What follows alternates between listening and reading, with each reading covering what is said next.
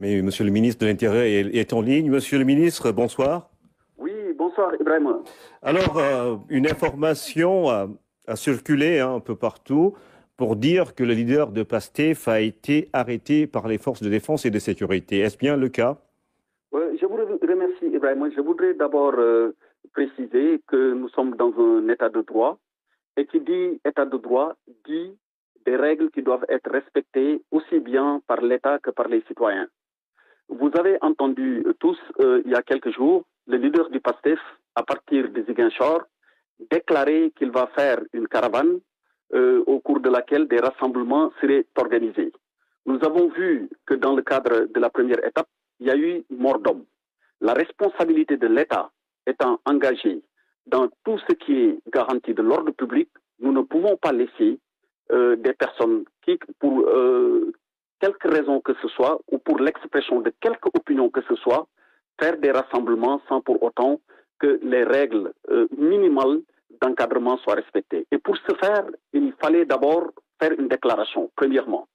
Deuxièmement, l'autorité administrative compétente doit vérifier si toutes les conditions d'une bonne organisation d'une manifestation sur la voie publique sont réunies et le cas échéant, l'autoriser.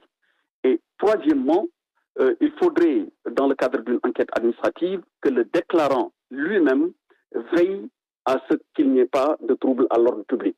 Toutes ces conditions que je viens de décrire ne sont pas réunies pour des processions de la nature dont a voulu qu'ont voulu organiser donc le leader du PASTEF et ses partisans.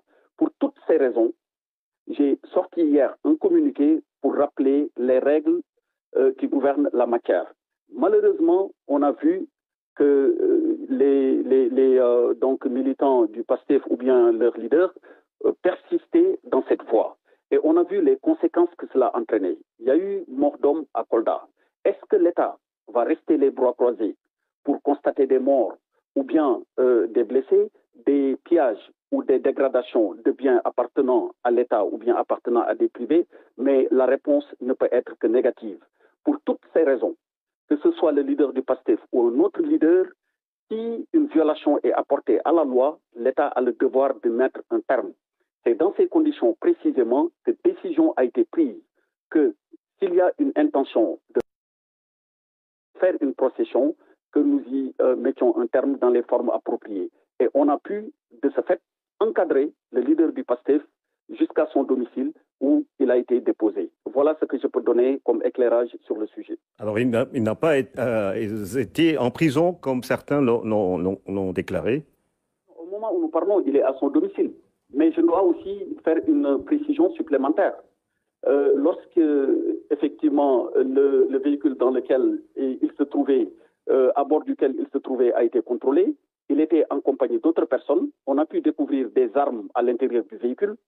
On a pu également découvrir des lance-pierres et puis des billes qui peuvent être utilisées dans le cadre de manifestations contre les forces de défense et de sécurité. Mais pour revenir précisément à votre question, non, il n'a pas été arrêté, mais il a été encadré et conduit à son domicile.